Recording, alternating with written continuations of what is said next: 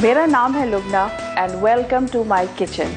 यहाँ पे हम लोग मुख्तलिफ किस्म के बहुत मज़े के खाने पकाएंगे। अक्सर लोगों का ये ख्याल होता है कि हैदराबादी खाने जो है वो सिर्फ खट्टे सालन और बघारे बैगन है। ऐसा हरगिज़ भी नहीं है। हैदराबादी कुजीन तो बहुत वाइड है और इसमें बहुत सारे खाने होते हैं और सारे बर्रे सगीर में ये खाने बेहद मकबूल हैं और लोग इसे बहुत शौक़ से खाते हैं। तो मुझे उम्मीद है you and I will have a great time cooking. Hyderabadi खाने की कहानी तकरीबन 400 साल पुरानी है। इसका ओरिजिन दरअसल मुगलाई स्टाइल पकवान आसिफ जा के पीरियड से शुरू होता है। इन्हीं मसालों को कुछ कम और कुछ ज़्यादा करते हुए हैदराबादी खाने का ओरिजिन हुआ। हैदराबाद दक्कन हिंदुस्तान के साउथ आंध्र प्रदेश में वाक़ है। Before 1947 it was an independent state. जैसे कि वहाँ की तहजीब और रिच कल्चर का कोई मुकाबला न था, वैसे ही उनके खानों का भी। इसलिए यहाँ यूरोपियन खानों का कोई ख़ास इन्फ्लुएंस नहीं है। कहते हैं कि वहाँ के शाही ख़ानदान खुद खानों में बेहद दिलचस्पी लेते थे। इनकी ख़वातीन तख़्त पर बैठकर शाही खानसामों को हिदायत दिया करती थी। उस ज़माने में सारा खाना जो था वो चांदी के बर्तनों में पकाया जाता था। नवाबों और एरिस्टोक्रेट्स के घरों में डेली बेसिस पे 10 कोर्स का मील होता था। दावतों की तो बात ही मत पूछिए। वैसे तो ज़िंदगी खासी लेड बैक थी, लेकिन खाने में सुस्ती बिल्कुल बर्दाश्त न थी। कहते हैं कि वाकई इन खानों को पकाने के लिए मोहब्बत और फुर्सत चाहिए। अभी भी सबसे अच्छा खाना हैदराबाद में आपको घर पर ही मिलेगा। चलिए आज सबसे पहले हम लोग जो है वो मिर्चों का सालन बनाते हैं। मिर्चों का सालन जो है वो हैदराबाद दक्कन की बहुत ही मशहूर वेजिटेरियन डिश है।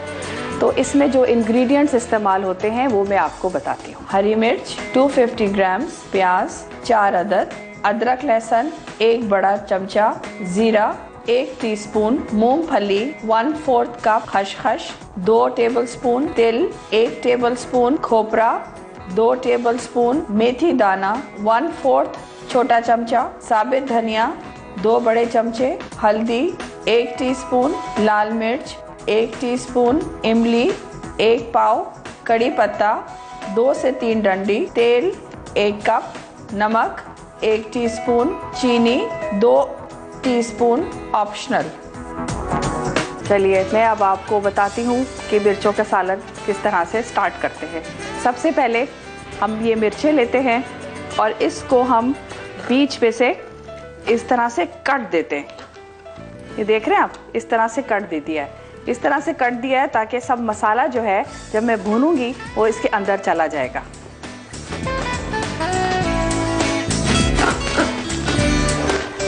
चलिए मेरा ख्याल है तकरीबन हमारी मिर्चें कट गई हैं। अब हम लोग ये करते हैं कि अपना तवा गरम करते हैं और तवा गरम करके हम लोग इसमें ये सारे मसाले डालते हैं।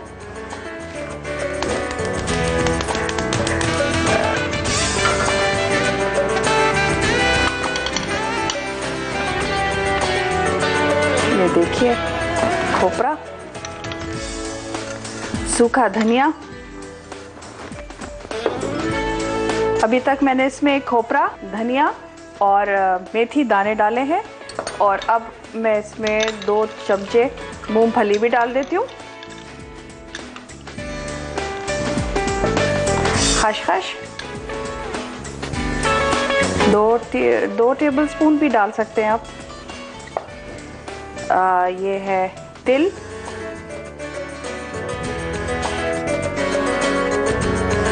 जीरा 1 टेबलस्पून।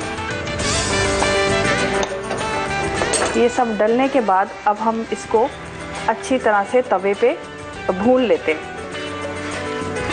अभी मुझे हल्की हल्की सी स्मेल आनी शुरू हो गई है, खुशबू। मेरा ख्याल है अब ये तकरीबन हो गया है और बड़ा गर्म सा हो रहा है, तो मैं चमचे से ज़रा सेक लेती हूँ और इसका अरोमा बहुत ज़बरदस्त आ रहा है। I think it's done. Let's take it to the grinder and grind it.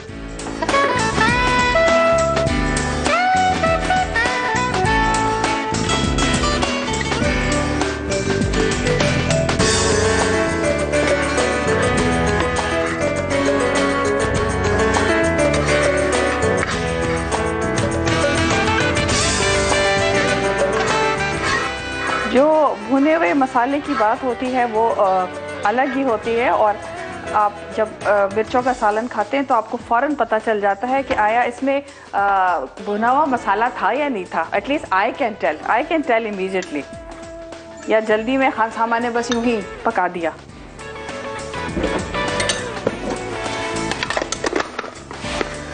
इसको हम ग्राइंड कर लेते हैं। आई थिंक इट्स डन। अब हमारा ये मसाला तो पूरा ग्राइंड हो गया है। अब हम लोग आते हैं अपने प्याज की तरफ।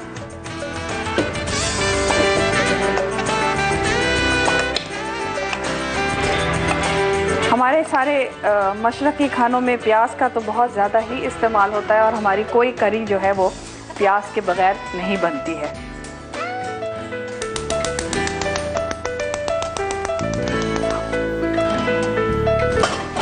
सबसे पहले तेल डालते हैं और फिर हम इसमें करी पत्ता डालते हैं। ये जो हर्ब है ये ख़ास गर्मियों वाला है। पंजाब साइड में क्योंकि ये सर्दी बर्दाश्त नहीं कर सकता है, तो ये इतना अच्छा वहाँ फलता फूलता नहीं है जैसे कि ये कराची में होता है। तो चलें, अब हमने करी पत्ता डाल दिया and I will put the onions now.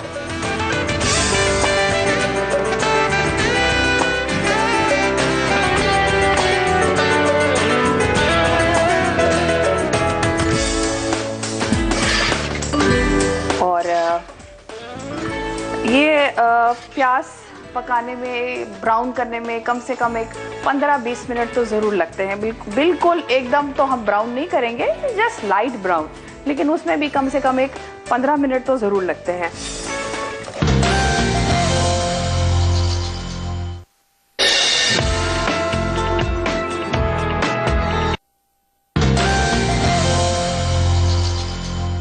अब हमारी जो ये प्याज है ये तकरीबन लाइट ब्राउन हो गई है। So I will take it off and I will put it here on the plate. और हम फिर इसी तेल में ये जो हरी मिर्च हैं इनको भी फ्राई करेंगे। अब ये हो गया। अब मैं इसमें ये जो है हमारी हरी मिर्चें सॉरी, इनको मैं हल्का सा फ्राई कर लूंगी, क्योंकि ये कोई गोश्त वोश्त तो है नहीं कि इसको बहुत ज़्यादा गलाना पड़े। ये 2 मिनट में हो जाएगी।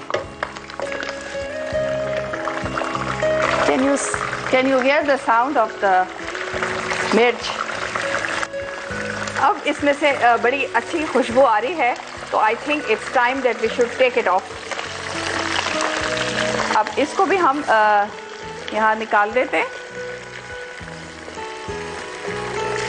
थोड़ी सी हल्की सी ज़रा सी सफ़ेद हो गई है, और अब तक हमारी प्याज भी ठंडी हो गई होगी।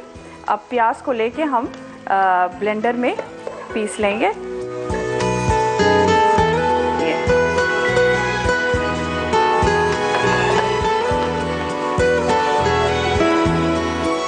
अब ये करना है कि इस प्याज के साथ मैंने थोड़ी सी ये हरी मिर्च बचा दी थी।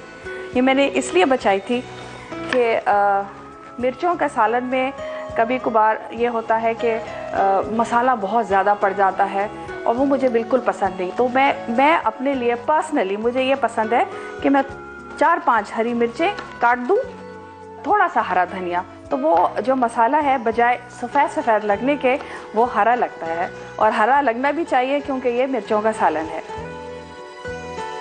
I think this is enough, and I'll take some nice fresh coriander। और ये मेरा बहुत ही फेवरेट हर्ब है, और ये भी बहुत आसानी से उग जाता है। And there's nothing like fresh home vegetables.